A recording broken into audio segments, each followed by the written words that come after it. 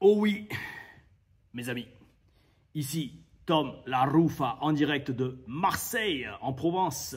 Avant un stage et un show Tigers Pro Wrestling, on se pose pour faire la hashtag TLR Reviews de SmackDown du 30 août 2024 depuis Berlin en Allemagne. C'était la première fois depuis 27 ans que la WWE enregistrait un programme télévisé depuis l'Allemagne. Et on pouvait s'attendre à un gros show, on pouvait s'attendre à une grosse ambiance. Alors on a eu une grosse ambiance, mais on a eu un show assez moyen. Pourquoi? Déjà, primo, parce que comme ils sont overseas, on va voir dans le listing des matchs le résultat et le commentaire, la review, que la crew, que le roster qu'ils ont amené était quand même très fin, très affiné. Alors peut-être pour réduire les coûts, j'imagine que oui. Et donc de ce sens-là, ils n'ont pas besoin de ramener tous les catcheurs du roster, hein, juste ceux dont ils ont besoin pour les segments. Mais par contre, il y a eu une grosse ambiance. Hein. Alors, peut-être pas aussi bonne qu'en France. Hein, je pense pas, sincèrement pas, qu'on trouvera un public un jour qui battra l'ambiance qu'il y a eu à Lyon, aussi bien pour SmackDown que pour Backlash. Et ça, franchement, oh oui, les amis, vous pouvez être fiers de vous. Parce que la France a représenté. Oh oui. Et donc, pour ce SmackDown, la veille de Bash in Berlin, même pas la dernière ligne droite, c'est littéralement la dernière journée avant Bash in Berlin qui a lieu ce soir, samedi 31 août. On avait déjà toute la carte du PLE, du Premium Live Event. Donc, en fait, ce SmackDown, ça a été... en fait, c'est triste à dire, mais ça a été genre, on met sur le show tous ceux qui ne sont pas sur la carte du PLE. Et c'est très intéressant parce que, en conclusion de cet épisode, vous verrez que on sent vraiment que à la WWE, si vous n'êtes pas dans une storyline majeure, eh ben, il y a beaucoup de roulements. Bref, sans plus attendre, autant rentrer dans le vif de l'action. Le show commence avec le US Open Challenge de Louis-Albert Chevalier, LA Knight. Yeah! Donc challenge ouvert à tout le roster pour son titre de champion américain qui n'est pas défendu à Bash in Berlin. Alors encore une fois, apparemment la politique, ça j'avais pas vu, c'est vous qui me l'avez dit dans les commentaires. Donc encore une fois, merci de participer dans les commentaires. Alors votre, waouh, c'est relou ces trucs ces dessus de gobelets en carton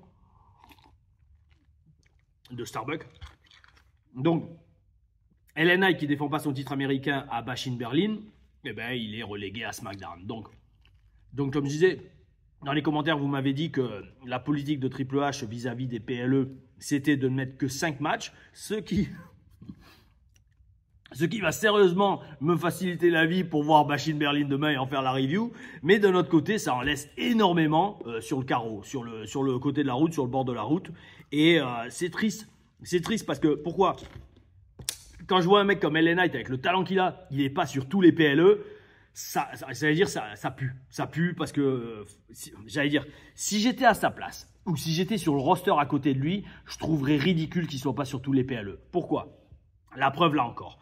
Le mec, il arrive, donc Louis-Albert Chevalier, arrive, il est over de ouf, même en Allemagne. Alors que le mec, c'est 100% américain, champion américain, tu vois, il s'en cache pas. Physique de fou, là aussi, la définition même du catcheur. Le mec a un physique, le mec a une gueule, le mec sait parler et le mec catch plutôt bien. C'est pas le meilleur catcheur du monde, c'est pas le plus technique, mais en attendant, le mec, il a un style qui fait plaisir et dont les fans se rallient derrière. Donc franchement, bel esprit total. Je redis, mention spéciale pour le physique. Et je sais que beaucoup pleurnichent dans les commentaires. Oui, mais non, il ne faut pas critiquer les gens sur le physique. Non, je le critique parce que c'est inacceptable que certains se défoncent comme LA Knight a bossé sur son physique et d'autres se laissent aller et au final ne présentent aucun progrès dessus, voire pire. J'allais dire sans les 10, oui, pas sans les dire, mais sans bon point mise. Enfin bref, leur physique, au lieu de progresser, surtout que tu es à la télé toutes les semaines, ton physique devrait progresser de semaine en semaine. Je sais pas pour vous les amis, mais encore une fois, s'il y a des aspirants catcheurs dans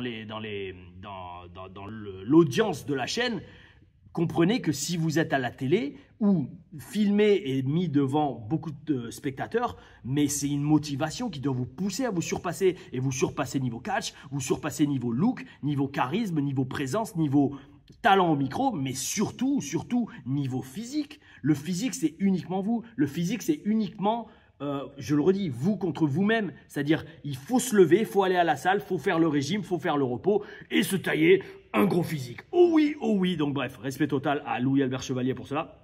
Et ce que j'ai vraiment alors kiffé de plus en plus, c'est que le gars, il est de plus en plus à l'aise au micro. Un truc de fou. C'est... J'allais dire, bon, ça va être dur d'arriver au niveau de The Rock. Hein. Je parle niveau fame et célébrité et surtout compte en banque. Mais c'est énorme. Là, maintenant, j'ai remarqué dans cette promo, il commence à capter le truc de, en une pause et en un coup d'œil en tournant la tête, il arrive à faire chanter les gens son nom. Et ça, c'est top. Yo, quand vous arrivez à ce niveau, vous êtes vraiment un boss du micro et un boss de la connexion avec la foule. Je vous dis, à un moment dans la promo, il parle, il s'arrête, il tourne la tête et là, les chants commencent. LA Knight, LA Knight, LA Knight. Et ça montre que le gars, c'est pour moi la définition même du catcheur. Je le redis, hein, alors, dans la dernière review, j'avais dit, le prototype du catcheur, c'est André Macantier. Ok, d'accord, je veux bien, je tiens toujours là-dessus, mais le catcheur entertainer, LA Knight. Point barre. Ce mec-là, il aurait été là dans l'attitude era, mais il aurait explosé. C'est un truc de ouf. D'ailleurs, c'est ce qu'avait dit Brian Alvarez. Alors bon, Brian Alvarez qui est très pote avec Dave Meltzer, que je ne porte surtout pas dans mon cœur. Ça, je m'en fous, je le dis ouvertement, parce que Dave Meltzer est très négatif pour le business. Hein. Croyez-moi. Peut-être en tant que fan, vous ne le voyez pas, mais en tant que worker, ce mec, c'est tout ce qu'il y a de mauvais avec le business. Brian Alvarez, lui, au moins, il a fait quelques matchs sur les Indies. Donc déjà, beaucoup plus de respect pour lui. Et donc... Brian Alvarez avait dit un jour de moi, au sujet notamment de World of Hurt, l'émission de télé-réalité que j'avais fait à l'époque, il y a presque 15 ans. Ce mec-là, il aurait été énorme dans les années 80, en parlant du French Stallion. Et ben moi, je dis LA Knight, il aurait été énorme à l'Attitude Era. Il est énorme aujourd'hui, mais là, le problème, c'est que c'est un parmi personne d'autre. À l'Attitude Era, il aurait été dans son élément et ça aurait fait des promos de ouf avec Stone Cold Steve Austin, The Rock, Undertaker.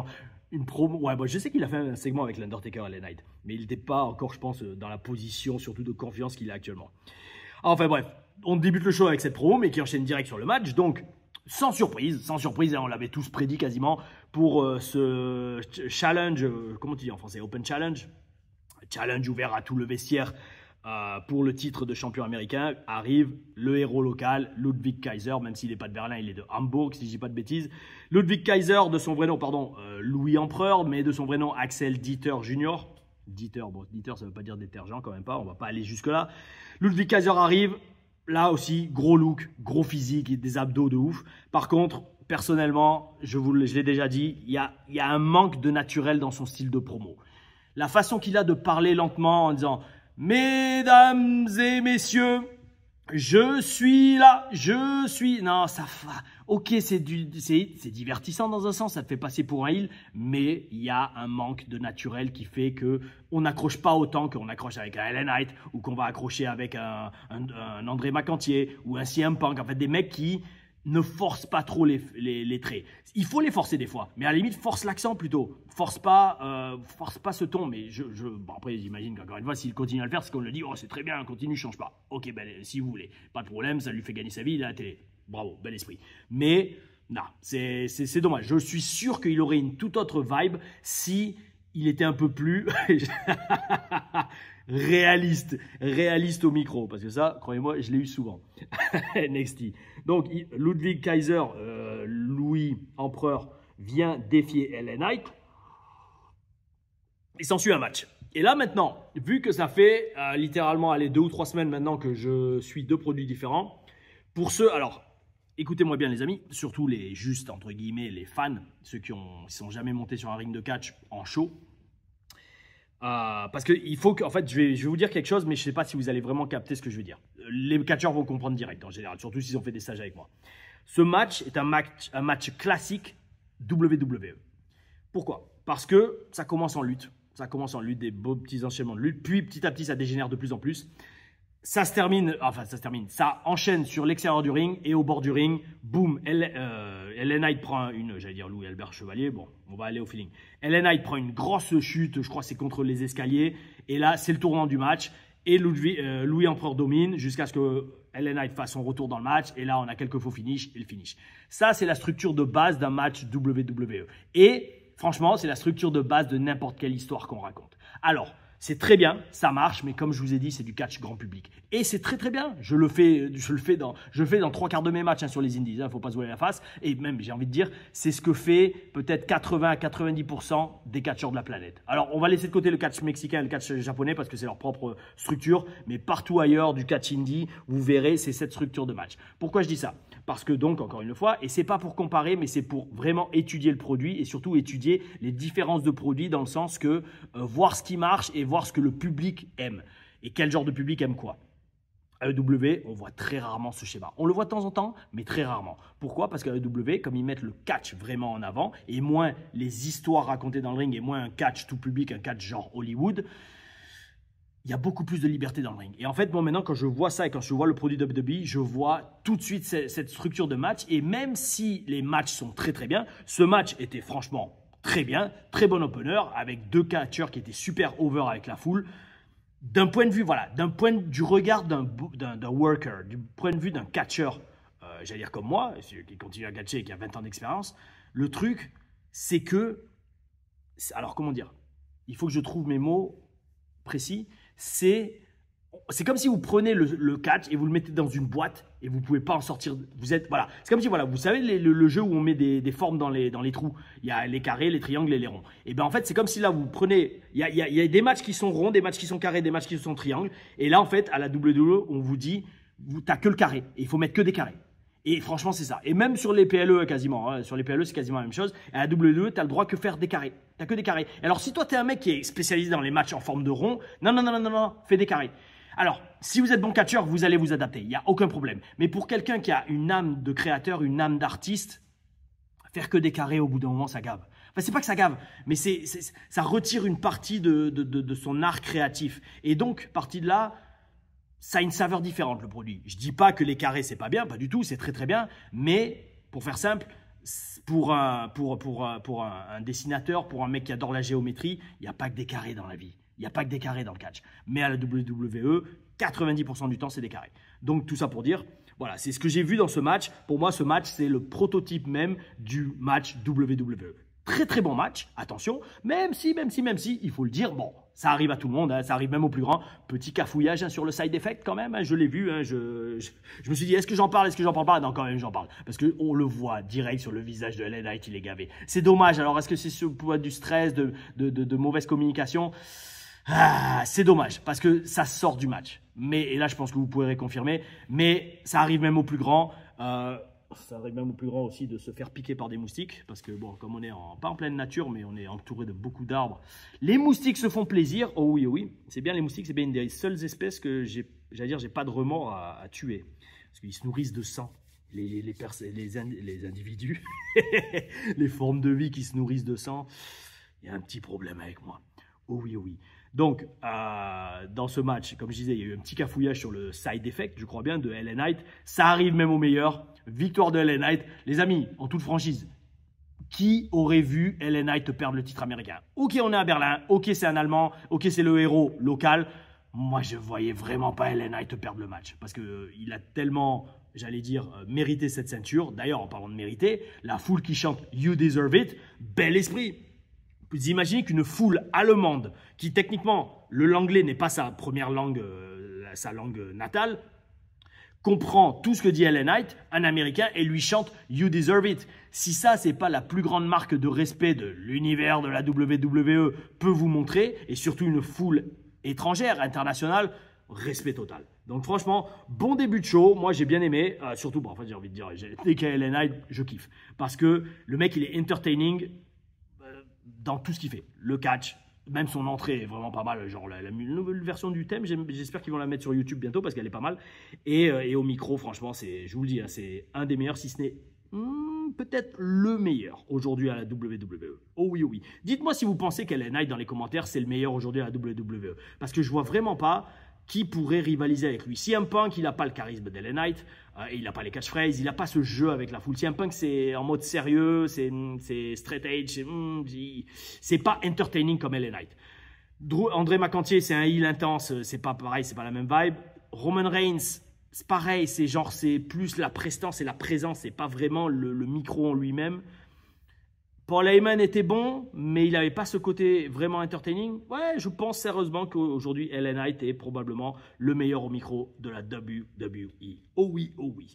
On enchaîne avec un tag team match entre Apollo Crews et Baron Corbin contre Legado del Fantasma. Alors, déjà, on dirait que c'est maintenant au tour de Legado del Fantasma, l'héritage du fantôme, d'être construit petit à petit, et je pense qu'on va les avoir à la télé pendant 2 ou 3 mois, parce qu'apparemment c'est comme ça que maintenant que ça marche, les grilles de salaire et les fonctionnements d'utilisation des catcheurs à la WWE. C'est-à-dire qu'en fait, ils font des roulements et ils mettent des catcheurs pendant 3, 4, 5 mois à la télé, et après une fois qu'ils ont touché leur downside du contrat, et ben on les met de côté et on fait venir quelqu'un d'autre qu'on n'a pas vu à la télé depuis plusieurs mois pour encore une fois rentabiliser son contrat.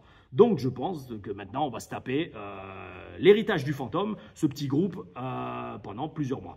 Donc, après, ça me dérange pas parce que franchement, ça va, bon petit match par équipe, il y a eu de bons enchaînements. Bon, ils n'ont pas énormément de charisme, hein, j'ai même pas retenu leur nom. Bon, il y a le fils de Garcia, mais j'ai pas retenu son prénom. Et celui, je crois, Beast, Franchesting Beast, disait qu'il avait une tête de BN, de BN, vous savez, les gâteaux, là, BN.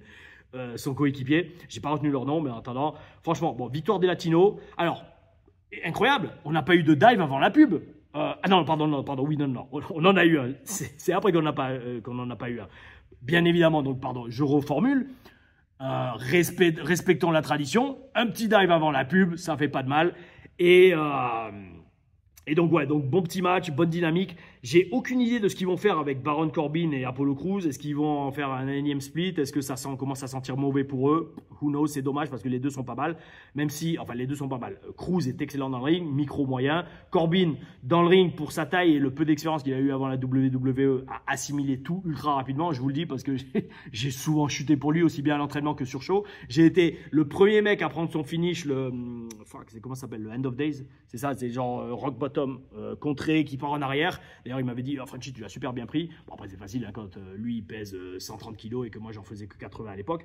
Et que j'avais un très très bon gainage parce que j'avais des abdos de folie qui sont en train de revenir. Oh oui, ils sont en train de revenir. À la vôtre, les amis. Je sais qu'il y en a, ils n'aiment pas trop que je bois pendant les promos, mais bon, désolé, on est naturel, on a le bel esprit. Oh oui, et puis il fait très chaud déjà.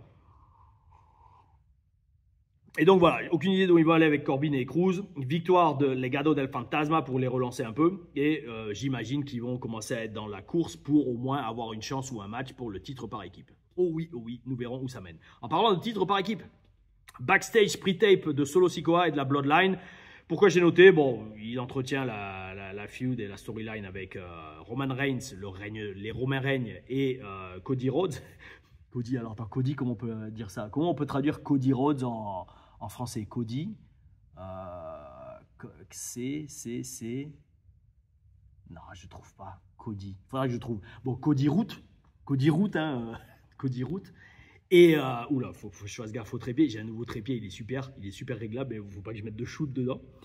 Et donc je disais, j'ai noté ça parce qu'en fait, j'imagine, enfin, c'est même pas j'imagine, en voyant cette backstage pre-tape, je me suis dit, bon, c'est bon, on va pas voir la Bloodline ni Solo Sikoa sur le show parce qu'il faut pas oublier qu'ils sont à Berlin. Et donc, encore une fois, pour réduction des coûts de voyage et réduire le nombre de gens dans les vestiaires, j'imagine, et surtout le nombre de billets d'avion à payer, et ben, ils sont restés aux États-Unis avec leur famille. Bel esprit, les gars, allez-y, profitez. Mais donc, ils ont filmé cette petite pre-tape.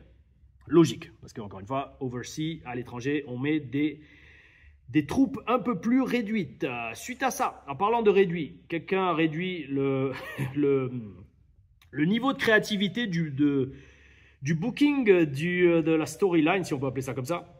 Ce n'en est même pas une à ce niveau-là, entre Cody, Root et Kevin Owens, qui faisaient leur dernier face-à-face avant Bash in Berlin.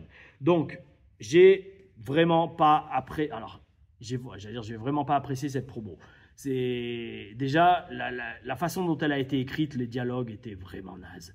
C'était du niveau maternel, c'était du niveau râler pas crête, et c'est très triste. C'est très triste de se rendre compte que, même si c'est logique, ils ont eu que 3 semaines pour préparer le truc. Alors ça a été, allez, elle va vite, il nous faut quelqu'un pour Cody Root. Allez, vite, on le fout avec Kevin Owens. Ouais, mais c'est quoi l'histoire? Oh, on va se débrouiller, on va trouver quelque chose. Ouais, mais en fait, tout ce qu'ils ont trouvé, c'est... Alors, Cody commence en disant... alors, la semaine dernière, il y a plein de gens qui ont dit et ils ont vu que tu as peut-être failli m'attaquer quand j'avais le dos tourné. Et Kevin Owens, non, c'est faux. Ok, d'accord. C'est tout ce que vous avez pour le match, pour le plus grand titre, le titre suprême de la WWE. Ensuite, Owens enchaîne en disant, oui, mais attention, Là, tu sors d'une tournée à travers toute l'Europe. Je t'ai vu boiter. Je sais que tu as mal au genou. Alors franchement, vaut mieux annuler le match. Parce que si tu n'es pas à 100%, je ne veux pas t'affronter. Bon.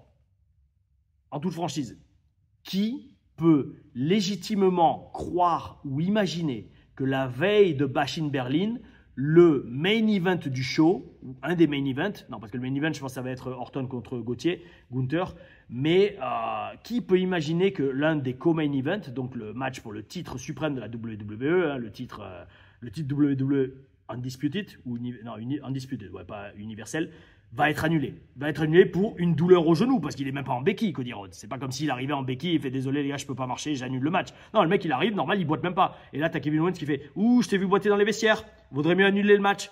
C'est pourri en fait. Vous nous vendez un match de pay-per-view comme ça. Alors, heureusement, à la fin, quand même, Cody a rattrapé le truc. Et pourquoi? Comment? Je le redis, en étant intense. Là, à la fin, on sent qu'il s'énerve quand Owens commence à dire « Demain, je vais te battre. » Attends, tu dis que tu vas me battre. Là, maintenant, on va arrêter les bêtises. C'est moi le champion. Arrête de manquer de respect. Et là, il s'enflamme. Et il s'enflamme de façon vécue. Et heureusement qu'il y a eu ça. Parce que là, ça a créé un peu de tension pour la storyline. Et ils ont commencé à se balancer des vannes un peu vraies, tu vois. D'ailleurs, au fait, quand Owens dit, à l'époque, quand j'ai gagné mon titre, tout le monde disait que c'était uniquement parce que Triple H m'aimait bien. No comment, parce que bon, je vous ai déjà parlé de comment ça se passait à NXT quand il est arrivé. Ensuite, donc, Cody s'enflamme un peu, et là, ça donne du piquant, parce que là, il utilise quelque chose de vrai, mais de vrai niveau catch. C'est-à-dire, mec, quand je suis arrivé il y a 2 ans, j'ai vu que dans ton regard qu'il y avait déjà de la jalousie et de la peur. Parce que tu savais que j'allais devenir le numéro 1 de la compagnie, et que j'allais te prendre le spot que tu penses que tu mérites, ou que tu mérites tout simplement. Et ça, franchement, ça, c'est bel esprit. Mais en fait, le problème, c'est qu'ils auraient dû faire ça depuis le début. Alors, peut-être, ils ont fait crescendo, d'accord, mais en fait, le début de la promo, il était naze. Enfin, moi, à mes yeux, ça n'a rien apporté, et au final, c'était limite genre, bon, je vais changer de chaîne, c'est pourri. Il faut faire très gaffe à ça. Parce que si, ça, c'est pour tout le monde dans la vie, mais surtout pour les catcheurs. Commencez pas doucement si c'est bof votre début, parce que vous risquez de dégoûter les gens, et soit ils vont se lever, ils vont aller aux toilettes, et ils vont pas voir le reste de votre match, soit ils vont carrément quitter la salle, soit ils vont changer de chaîne. Et si c'est ça, il faut dès le début amener ce que vous présentez, alors soit par votre look, soit par votre intensité, soit par quelque chose. Et là, en fait, franchement, c'est heureusement qu'il s'est énervé à la fin Cody Rhodes, parce que là, je me disais, oh, c'est tout ce que vous avez pour le match WWE, pour le titre WWE. Waouh, fuck, ça va être un peu naze quand même, hein. Et donc là, ça va. Alors par contre, après, il y a eu le truc à la fin où Kevin Owens chuchote un truc à Cody. Là aussi, je veux dire, c'est bon. The Rock l'a fait. Il y avait Taker qui l'avait fait avec Bray aussi. Bon, ça c'était une époque différente. Il y avait encore Vince, je crois, ou il était déjà plus là. Il était déjà parti en hiatus. Vince qui va avoir finalement son spécial sur Netflix. Je pense que ça va faire parler les gens. Hein. Waouh. Ouais, donc il lui chuchote un truc à l'oreille. En fait, ça m'a tellement pas marqué parce que c'est tellement pour moi, pas nonsensical, mais c'est trop facile. Tu sais, c'est genre, allez, on est dans une impasse, on place ça, et comme ça nous laisse la porte ouverte pour n'importe quoi d'autre après. Si vous voulez, les amis, mais c'est, voilà, en fait, j'avais même pas pris note, hein, j'y ai vu, parce que ça va être la miniature de la vidéo. Je fais, ah oui, c'est vrai, il a chuchoté un truc à son oreille, mais bon... aucune idée de ce que c'est et aucune idée en fait d'où ça vient quoi, parce qu'ils sont censés être potes, lui enfin, Owens et Cody, donc je sais pas, à voir. Bon, le match je pense va quand même être bien, il va y avoir des émotions, mais on le verra dans les pronostics à la fin de la vidéo. Je pense que tout le monde connaît déjà l'issue du match. Oh oui.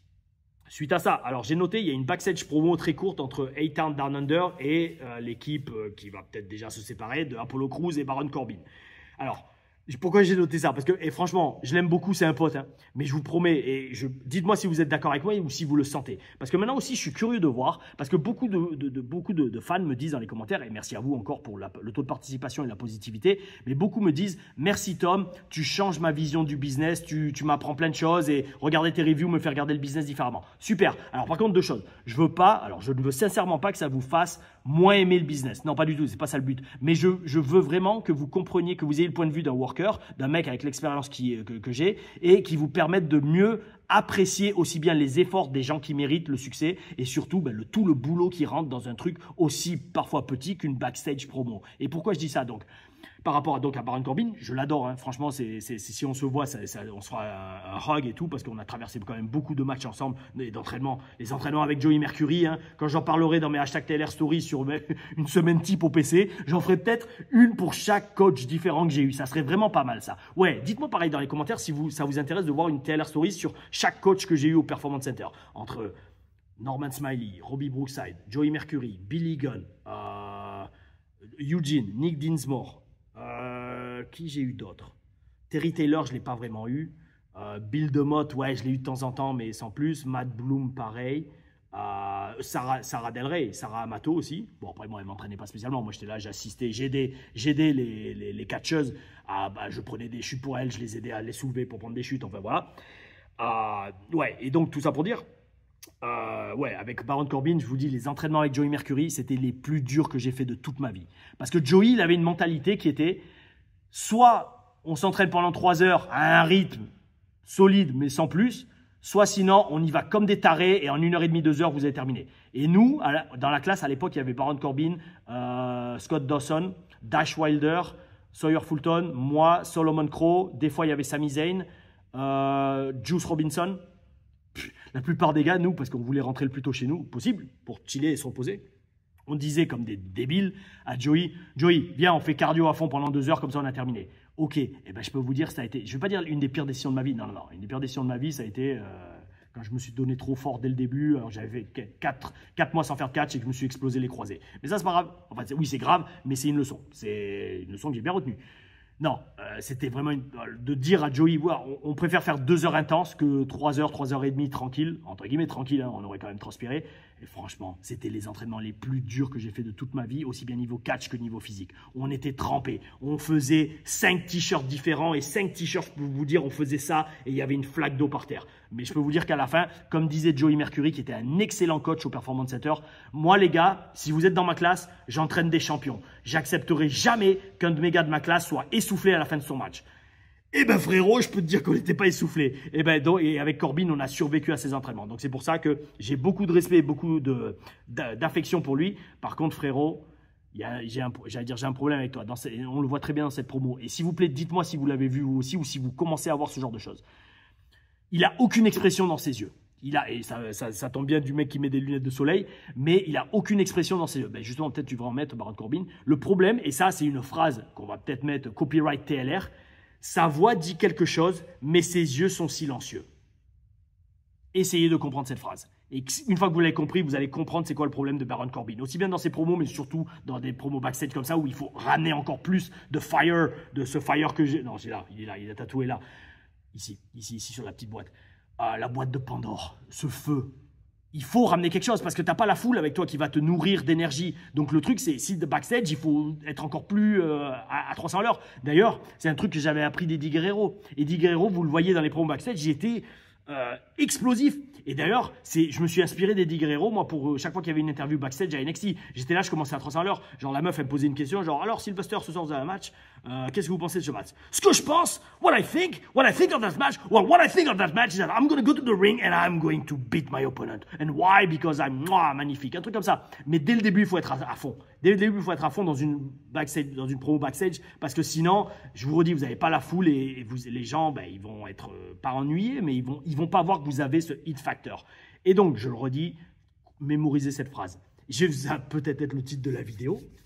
Sa voix dit quelque chose, mais ses yeux sont silencieux. Ouais, franchement, je pense que ça va être le titre de la vidéo. Entre guillemets. Ça va être énorme. Soit ça va être un SmackDown léger et plus pronostic Bash in Berlin. On va voir. Mais je suis fier de cette phrase, les amis. Waouh, le mec qui se lance des fleurs. Sa voix dit quelque chose, mais ses yeux sont silencieux. Parce qu'en fait, au début, je voulais dire ses yeux disent autre chose, mais en fait, ses yeux, ils disent rien, Baron Corbin. Ils sont inexpressifs, ils sont comme ça. Il dit, genre, je vais essayer de le refaire. Il dit, vas-y, calme-toi, sinon je vais te faire mal, je vais te frapper. Fais gaffe, tu me connais pas. Et en fait, vous voyez, ses yeux changent pas. Ses yeux changent pas, il faut que je le fasse en regardant la caméra. Donc, calme-toi. Non, en fait, je fronce les sourcils. Lui, il fronce même pas les sourcils, il est comme ça. Calme-toi, tu me connais pas, je vais te faire mal si tu continues. Fais gaffe, attention, tu sais pas de quoi je suis capable. Et c'est comme si soit il est terrifié, soit que, alors, j'allais dire, est-ce qu'il a des problèmes musculaires, des muscles autour des yeux? Je sais pas, moi, si je le dis, je fais, waouh, calme-toi, parce que je te promets, je vais te faire mal, mec. On va se retrouver dans le ring et je vais t'exploser, quoi. Enfin, continuons. En attendant, Baron Corbin est toujours à la WWE et il fait sûrement des centaines de milliers de dollars chaque année. Contrairement à moi. Mais d'où, encore une fois, que le talent n'est pas toujours récompensé à sa juste valeur. Donc, j'ai passé presque 5 minutes sur une promo qui en fait même pas 30 secondes, ou même pas 1 minute. Mais aussi dans cette promo, donc on a vu Ethan Down Under, et petit commentaire, Je vois bien dans le futur un segment, par exemple le Grayson Waller Effect, où Grayson Waller va enfin, entre guillemets, tourner sur Austin Theory et faire... Attendez que je dise pas de bêtises, parce que là je viens d'avoir une vision. Parce qu'en fait, je me dis, c'est Grayson Waller qui va tourner sur Austin Theory et qui va le tabasser un peu, alors toute proportion gardée, attention les amis, hein, un peu comme le Barbershop où Shawn Michaels avait tourné de façon légendaire sur Marty Jannetty. Ok, d'accord. Maintenant, imaginons que c'est Austin Theory qui tourne sur Grayson Waller et que Grayson Waller devient babyface et que Austin Theory est le heel. Ça serait énorme. Parce que Grayson Waller, le problème, c'est qu'il a tellement de personnalité en tant que heel que je le verrais plus facilement babyface que Austin Theory qui a l'air quand même assez blend maintenant que je le vois un peu plus. Dites-moi ce que vous en pensez. Est-ce que vous pouvez voir cela arriver? Est-ce que vous voyez arriver Grayson Waller au final qui se fait attaquer par Austin Theory et qu'Austin Theory tourne heel et Grayson Waller face? Mais un face à la LA Knight. Un face qui au final a une attitude quand même un peu de heel. Mais il a tellement de personnalité, et un bon petit look et des catchphrases qu'au final c'est un face. Vous voyez le délire? Ouais, je le verrais bien ça. Intéressant. C'est énorme. Dans les TLR reviews, le mec, il improvise et il reçoit des visions. Ouais, parce que bon, j'ai quand même mon script là, sous les yeux. Enfin, le script, c'est surtout le déroulé du show. Et avec mon super ordi, un MacBook Air, oui. Et d'ailleurs, qui est super rapide. J'espère que ça va être rapide pour poster cette review, hein, parce qu'il faut à tout prix la poster avant Bash in Berlin. Ça sert à rien. Les mecs, ils vont pas regarder. Vous n'allez pas regarder review de SmackDown avec pronostic de Bash in Berlin pendant Bash in Berlin. Donc, il faut se dépêcher. Et donc, je vais abréger. Donc, suite à ça, on a un singles match entre Andrade et Carmelo Hayes. Alors, tout de suite, c'était le match numéro 4 entre les deux. Super match. Les deux, ils sont franchement deux exceptionnels catcheurs. Ils ont débuté le match en baston direct, donc ça c'est parfait parce que c'est un début différent de tous les autres matchs qu'on a eu jusqu'à présent. Donc bel esprit. Alors là, je ne sais pas ce qui s'est passé. Le ciel va nous tomber sur la tête ou il va pleuvoir. Il n'y a pas eu de plongeon avant la pub. Non. Par contre, il y a eu un double reverse Spanish fly depuis la deuxième corde. Alors, c'est pas un plongeon, mais c'est quand même un petit salto arrière, double salto arrière. Donc, ça va. C'est beau de voir un peu d'innovation de la part de catcheur WWE. Bon, le principe, c'est exactement le même. C'est un truc impressionnant avant la pub. Mais pour une fois, au lieu que ce soit un plongeon, comme on a eu dans le premier match, qui était... non, pas le premier match, le match par équipe, avec Legado de Fantasma contre Corbin et Cruz, là, en fait, là, on a un double salto arrière de la deuxième corde vers l'intérieur du ring. Donc, ça va, c'est bien, ils innovent. Bon, franchement, comme j'ai dit, gros match, bravo à eux. Maintenant, ils sont à 2 partout, parce que c'est Carmelo Hayes qui a gagné, 2 partout. Je vous redis, qu'est-ce qu'on va voir? Moi, je sens venir le Ironman match. Je sens qu'ils vont nous foutre un Ironman match d'une demi-heure lors d'un SmackDown ou lors d'un PLE, qui sait, que ça va continuer à grimper comme ça. Alors oui, on va voir. S'ils sont intelligents, prochain match entre les deux, ils font un draw, un match nul genre de 15 minutes, un peu en mode AEW, hein, ils vont un peu copier, j'allais dire, pas ce qui marche, mais ils vont copier la concurrence. Et là, vu que le match décisif entre les deux, ils sont à 2 partout, a fait un match nul à cause de la limite de temps, et là, les gars, vous avez un Ironman match d'1 minute ou de 45 minutes, voire d'1 heure. 1 heure, ça serait long quand même pour 2 gars qui sont pas main eventers, mais je suis sûr qu'ils peuvent sortir le match. Et franchement, je vous redis, respect total aux deux, ils sont franchement exceptionnels, 2 bons physiques, 2 bons techniciens, ils peuvent tout faire. La baston, la technique et la voltige, et ça, c'est parfait. En catcheur, quand vous pouvez faire les 3, voltige, baston, technique, catch, lutte, etc. Bel esprit. Oh oui. Enfin, main event, pour le titre WWE féminin entre Nia Jax, la championne, et Michin dans un match street fight, une baston de rue. Alors ça, c'est un booking bizarre. Parce que sortir un street fight de nulle part en main event, alors oui, ils l'ont construit sur 1 ou 2 semaines, mais... C'était un peu niveau booking, voilà, parce qu'il faut bien placer au moins un dans chaque review. Ouais, c'était bizarre. En plus, bon, ils ont eu quand même 14 minutes pour le segment. Je pense que c'est la tradition. Maintenant, chaque main event WWE, je fais gaffe au temps, 14 minutes. Le match commence à 14 minutes avant la fin de la vidéo sur Watch Wrestling. Et pareil, niveau psychologie, j'ai pas accroché à la promo de Michin. C'est pas que la promo était pas bien, mais en fait, il n'y a aucune logique dedans. Alors oui, ils nous la vendent, genre ouais, toute sa vie, elle a fait des street fights. D'accord, si tu veux, meuf. Mais là, tu vas affronter Nia Jax, qui est 2 fois plus lourde que toi et qui te dépasse de 30 cm. Et t'arrives avec un sourire. T'arrives avec un sourire en poussant ton caddie plein de courses, là, plein d'objets. Et t'es là, genre, ouais, je suis trop content, je vais faire un street fight. Et genre, non, je sais pas. En plus, le titre est en jeu. Sois concentré. Sois genre vraiment stern sur ton visage. Et genre, tu sais quoi, je vais tout donner dans ce match. Et vous allez me prendre au sérieux et vous m'oublierez pas. Fais une promo comme ça. Non, elle est tout sourire, genre, hey, vous allez voir. je comprends pas. Enfin, je comprends pas. Je comprends pas. Je comprends pas si on lui a dit fais une promo comme ça ou fais ta promo et elle a vécu comme ça. No comprende, no entiendo, no entiendo. Et on parle toutes les langues hein, sur la chaîne Tom La Rufa. Yo hablo español un poquito, pero solamente más o menos. Y me llamo Tom La Rufa. Y yo soy un luchador francés. Oui, aussi. Donc, ça a été intéressant dans le match que Michael Cole mentionne que Michin était une ancienne championne knockout TNA. En fait, pourquoi c'est intéressant? Alors, ok, on a eu Mickie James qui est venu dans le Rumble avec le titre, pareil pour Jordynne Grace, d'accord. Mais le fait que Michael Cole le mentionne comme un signe et une ligne importante sur le CV, je vous redis, c'est un gros changement de politique. Et en fait, pour faire simple, même si je vous redis, on a vu des catcheuses avec le titre TNA à l'époque à l'écran de WWE, bah en fait, à mes oreilles, ça fait wow. J'aurais jamais cru entendre ça un jour aux commentaires à la WWE, qu'on mentionne qu'un des catcheurs ou une des catcheuses dans le ring est un ancien champion TNA. Bel esprit. J'apprécie beaucoup. Parce que ça montre quand même qu'un respect du parcours parcouru. Du parcours parcouru, ça se dit pas. Du parcours du catcheur ou de la catcheuse. Parce que, au moins, c'est pas genre, oh, t'arrives à la WWE, tu repars à zéro. Non. Et ça, j'aime beaucoup. Parce que, justement, ça fait mousser tous les efforts et toutes les années qu'un mec ou qu'une meuf a mis dans le business. Donc, oh oui, bel esprit pour ça. J'ai aussi aimé voir, parce que de plus en plus, je constate que, en fait, la table devient limite un instrument ou un passage du match. Quand la foule chante « We want tables, notamment à AEW, mais WWE là aussi, là c'est normal, c'est un match Street Fight. C'est énorme. Michin la sort, et là, elle se fait acclamer. Et parfaitement, Nia Jax, bel esprit. Elle arrive, elle fait semblant de sortir à table. Non. Elle la remet en dessous. Bel esprit. Franchement, c'est bel esprit.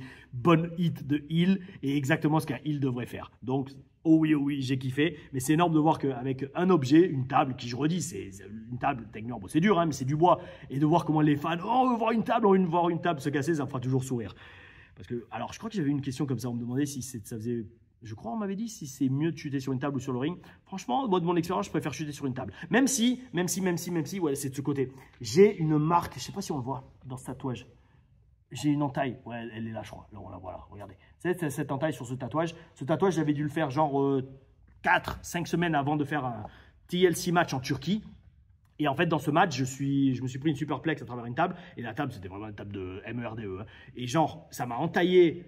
Il a fallu mettre 2 straps. J'ai pas eu de points, mais pas d'azagraphe, mais 2 strips qui me maintiennent fermé parce que ça pissait bien le sang quand même. Et en fait, donc, mon tatouage, depuis, il a une. Vous voyez, il est édenté. Je sais pas si on le voit là. Ouais. Et en fait, après, bel esprit. Ça me fait une cicatrice de guerre. Hein. Cicatrice de guerre et au moins c'est un souvenir de Turquie où j'ai fait un TLC match où j'ai battu d'ailleurs, j'ai décroché la mallette, que j'ai eu une chance pour le titre TPW, alors TPW, pas TPW Tigers Pro Wrestling mais Turkish Pro Wrestling. J'ai une chance pour le titre Turkish Pro Wrestling le jour où ils refont un show. C'était en 2018 le match. Mais j'avais battu donc Doug Williams et Ivan Markov. Donc bel esprit, un anglais et un russe. Oh oui, France représente. Quoi d'autre dans ce match? Alors ouais, bon, match banal hein, pour un street fight, il n'y a rien eu d'exceptionnel. À part le finish, ça m'a vraiment, alors j'ai dire ça m'a fait marrer. C'est limite un cartoon, c'est comme un dessin animé où Nia Jax met la poubelle sur Michin et elle lui fait l'annihilator. Bel esprit, c'est un finish strong qui termine un match que franchement, qui a cru que Michin allait gagner? C'est triste pour elle, je l'aime beaucoup Jade, tu es une meuf adorable, tu es très gentille, tu as beaucoup de talent, mais tout le monde savait que tu n'avais pas gagné ce match, malheureusement, parce que simplement, le booking était trop rapide et ils t'ont pas assez fait mousser, ils t'ont fait sortir de nulle part. Ensuite, quand même important dans le match, Tiffany Stratton qui arrive en courant quand les deux sont au sol. Énorme pop de la foule. C'est super de voir que la foule pop comme ça. Maintenant,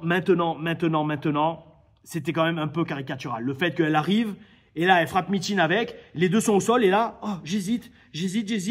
L'arbitre, je me retourne. Et là, on sent qu'il y a un mauvais timing. J'hésite et là, Nia Jax se relève, qu'est-ce que tu fais? Non, c'est pas ça, regarde, je t'aide. C'est bof. Alors, est-ce que, je sais pas, ça fait pas trop longtemps non plus que j'allais dire que je regarde le booking de Tiffany Stratton. Sur Instagram, je regardais beaucoup Tiffany Stratton. Pas pour ce que vous pensez, je le dis pour ses prouesses athlétiques. mais, est-ce que c'est dans son personnage d'être la bimbo, Barbie qui a pas trop dans la tête? Je sais pas, mais en fait, mon ressenti pour ce truc, c'est que, franchement, les amis, vous pouvez faire un peu plus de finesse pour le booking de cette storyline. Parce que cette storyline peut être énorme. Et ça peut mener jusqu'à WrestleMania, où enfin Tiffany Stratton encaisse le Money in the Bank ou quelque chose comme ça. Mais faites-le, j'allais dire, mettez du suspense. Faites pas les trucs aussi flag du genre non, tiens, non, t'inquiète pas. C'est bon, je vous redis, j'ai l'impression qu'on est à la maternelle. Ça va peut-être être ça aussi le titre de la vidéo, j'ai pas encore décidé, mais est-ce que ça va être est-ce qu'on est à la maternelle pour une interrogation? Parce que franchement, des fois, là, niveau booking, autant ils font de l'excellent, mais autant des fois tu sens que soit parce qu'ils n'ont pas le temps, ou alors c'est parce que, oui, ils n'ont pas le temps, ou alors, je sais pas, de la paresse, ils vont aux solutions de facilité, je sais pas. Mais j'espère vraiment que cette storyline entre Tiffany Stratton et Nia Jax va prendre un peu plus de consistance. Parce que là, c'est vraiment, pour l'instant, très ras les pâquerettes. Très léger. Très léger, à l'image de ce dernier SmackDown avant de Bash in Berlin. Surtout, encore une fois, niveau talent, il n'y avait pas énormément de talent. Et j'allais dire, ça me rappelle SmackDown à Lyon. Non, à Lyon, le vestiaire était blindé. Hein. Je dis ça parce qu'en fait, j'ai revu énormément, non seulement énormément, mais quasiment tous mes potes d'NXT qui sont sur la route aujourd'hui. Il y avait Authors of Pain, enfin Final Testament, il y avait Street Profit, il y avait LA Knight, il y avait Nia Jax. Waouh, il y avait énormément de gens. Et donc là, j'ai trouvé que c'était assez léger niveau, je vous redis, niveau booking et niveau talent en booking. Sûrement, je vous redis, pour économiser les voyages. Donc, en attendant, on est en direction pour Bash in Berlin. Avant de donner mes pronostics, la question sélectionnée, parce que quand même, toujours, je respecte la tradition. Les amis, vous participez, vous êtes positifs, vous faites des compliments. Moi, je dis, je respecte mes engagements et surtout, je respecte votre retour, votre énergie et je vous la renvoie avec de la positivité et en répondant à vos questions. Donc, la question sélectionnée aujourd'hui est celle de Maxime Quadrado. Pour ceux qui ne le connaissent pas, c'est un jeune catcheur formé à Bolène à la HCP qui, lui, c'est un bon exemple du petit gars très motivé et qui écoute et qui bosse. Je l'ai connu, en toute franchise, il n'avait pas un physique qui cassait des barres. Normal, athlétique en plus, il se débrouillait assez bien sur le ring, mais il n'avait pas vraiment de pec ou d'épaule. Là, maintenant, on le voit en tenue de catch, on commence à dire « Ah ouais, d'accord, c'est bien, t'as pris. » Donc, bel esprit, Maxime. Continue ce que tu fais. Au micro, pareil, tu progresses de plus en plus. Et après, maintenant, c'est comme tout. Il faut continuer à s'entraîner. Il faut continuer à s'entraîner dans le ring. Il faut travailler le timing, il faut travailler tout. Mais j'allais dire, tu es bien parti. Oui, tu es bien parti. Continue à faire ce que tu fais. Et ce que je dis toujours, n'oublie pas, ce business, c'est un marathon, c'est pas un sprint. C'est super d'avoir bien moussé, d'avoir bien pris ces derniers mois, peut-être ces dernières 1 ou 2 ans, physique, confiance en toi, promo, etc. D'ailleurs, tu présentais les shows, pareil, je pense que tu confirme-le si tu veux dans les commentaires, que ça t'a donné une certaine confiance et une expérience devant le micro, devant une foule, au micro. Comme quoi, je dis toujours à tout le monde, à tous les jeunes, ne reniez jamais la moindre expérience et la moindre opportunité que vous avez d'être devant un public. Pourquoi? Parce que vous pouvez toujours apprendre. Il y a toujours moyen d'apprendre quelque chose. Que ce soit en présentant un show, ou que ce soit en étant arbitre, ou que ce soit en sonnant la cloche, il y a toujours moyen d'étudier quelque chose. Et donc, tout ça pour dire, Maxime, continue ce que tu fais. Maintenant, comme je te dis, c'est un marathon, c'est pas un sprint. Ça veut dire que même si tu mousses de plus en plus et que les gens te complimentent, vous continuez à bosser encore plus. Et j'ai presque envie de dire, c'est quand les gens commencent à te complimenter qu'il faut bosser encore plus. Parce que si tu stagnes, les gens vont s'en rendre compte, et surtout les gens avec de l'expérience. Donc, continue ce que tu fais. En tout cas, tu te débrouilles très bien. Donc, Maxime me pose comme question. Yo Tom, merci pour ta review. Je n'ai pas encore vu All-In, donc ma question se portera sur les constructions de matchs à échelle. Petite note, les amis, j'ai pris des questions. J'ai fait des copies d'écran de questions qui datent peut-être de review d'il y a 2 ou 3 semaines. Donc, si je n'ai pas encore répondu à votre question, paniquez pas, je l'ai noté. C'est peut-être qu'elle va arriver dans une autre review. Peut-être que je vais commencer à faire 2 questions par review, on va voir. Parce que je réfléchis, après avoir parlé avec Beast, il m'a dit, essaye de réfléchir aussi à faire un système de souscription et de faire des lives uniquement pour les membres. Et là, c'est un Q&A, on fait un live, vous me posez ce que vous voulez pour les membres qui souscrivent aux souscriptions. Je sais pas, est-ce que ça vous intéresse? Moi, je vous le dis franchement, là-dessus, c'est un travail d'équipe, hein, les amis. Donc, est-ce que vous seriez intéressé par un système de souscription? Parce que moi, je connais rien à tout ça, à YouTube, hein, franchement, je débarque. Est-ce que vous seriez intéressé pour un système de souscription et genre, une fois par semaine, par exemple, le dimanche soir, on se fait un live de 45 minutes, 1 heure, où c'est Q&A open, ou alors je vous choisis un sujet, j'en parle un peu plus ouvertement que je vais le faire dans les TLR Stories. À vous de voir. Vous me dites, les amis. Et on avance, mais ouais, s'il y a pas mal de retours là-dessus, bah, je pense que je le lancerai, bon, peut-être pas tout de suite, parce que là j'ai plein de vidéos qui arrivent, notamment le vlog sur le show en hommage à Bruno qui sera sûrement là la semaine prochaine. Je suis en train de finaliser niveau montage. Tout à l'heure, demain je pense, matin, avant la deuxième partie du stage, à 8 h du mat, je vais filmer la review de Bash in Berlin et je la posterai dans la foulée, je pense, en fin de journée. Tout ça pour dire, la question de Maxime.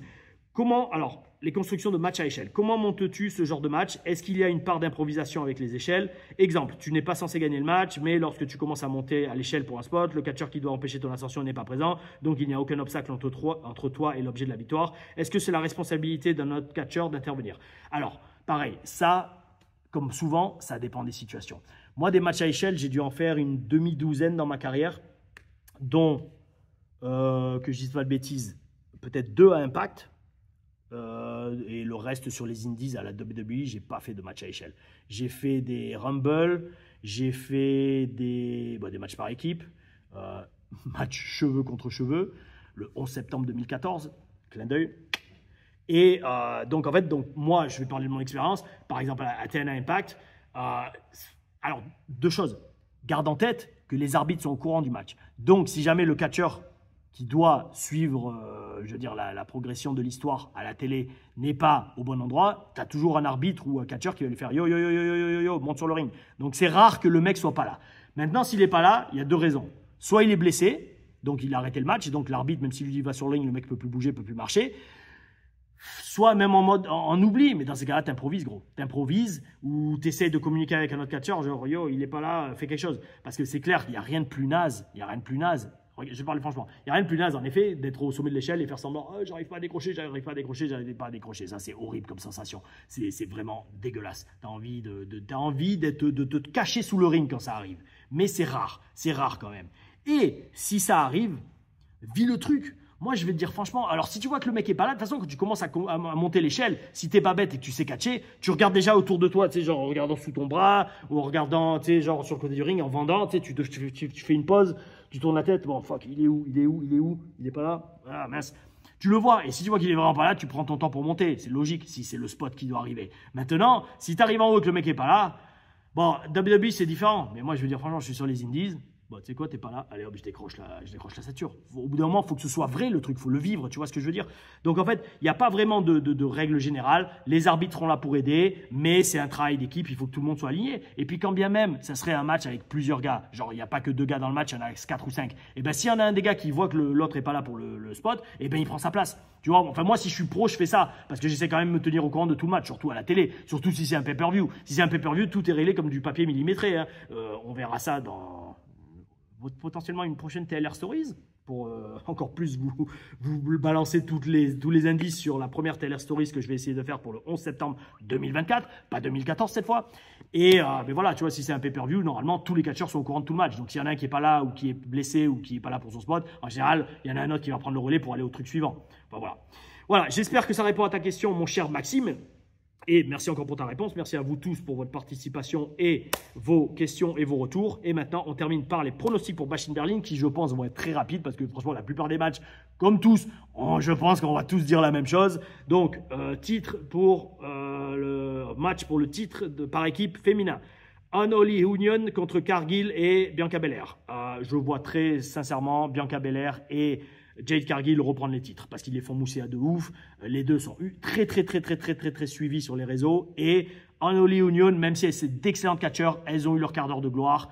Allez, on repasse les titres à celles qu'on veut faire mousser, qu'on veut mettre devant les caméras, devant les médias, les réseaux sociaux, qu'on veut mettre, on envoyer sur les plateaux télé, qu'on veut faire mousser. Allez, donc c'est bon. C'est toujours bon pour Unholy Alliance qui pourront mettre sur leur CV championne par équipe WWE.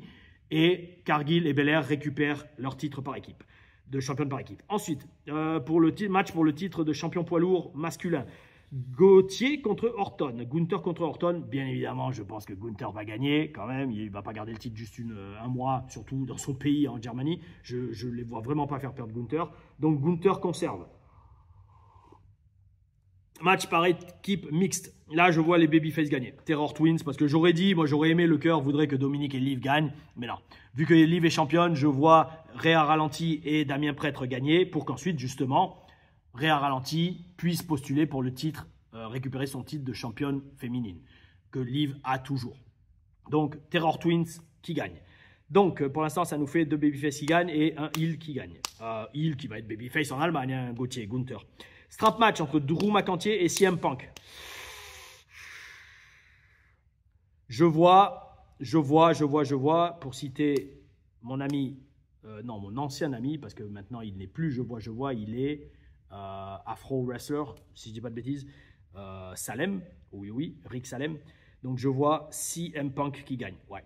Parce qu'avec CM Punk qui gagne, il y a moyen de protéger Drew après le match en lui faisant attaquer Punk et en entretenant le côté psycho de Drew qui de plus en plus pète un câble et va défoncer CM Punk après sa victoire. Ouais, je vois CM Punk gagner. Ouais, je pense CM Punk gagne. Donc Babyface qui gagne. Et enfin, Undisputed Championship. Bon, là, voilà, je pense Cody Rhodes va garder son titre. Voilà mes amis, les pronostics. Dernier SmackDown avant Bash in Berlin. Prochaine review demain avec Bash in Berlin. Oh oui. Je pense pas que je vais faire Collision. Désolé les amis, mais c'est sûr et certain, je ferai Dynamite toutes les semaines. Si j'ai le temps, Collision aussi. Mais là, cette semaine, c'est un peu tendu parce que juste derrière moi, juste derrière la caméra, donc face à moi, il y a le ring Tigers Pro Wrestling. Je m'en vais faire un coaching de 4 heures pour tous les élèves et tous les stagiaires qui viennent écouter, j'allais dire les bêtises que je raconte, non, qui viennent écouter tous mes conseils. Merci à vous, les amis, abonnez-vous, bon, c'est déjà fait sûrement, likez, mettez la cloche, lâchez un commentaire, partagez. Dans tous les cas, on se voit demain pour Bash in Berlin. Dites-moi ce que vous avez pensé, surtout dites-moi vos commentaires si vous êtes d'accord avec moi, on verra si j'ai raison. Et si je fais un sans faute, qu'est-ce qu'on va faire si je fais un sans faute? Si je fais un sans faute, je réponds à 3 questions dans la review. Et si je fais pas sans faute, on n'en fera qu'une seule. Oh oui, mes amis, le bel esprit, Tom Laruffa, c'est parti. Stage de catch, Tigers Pro Wrestling, TPW, out.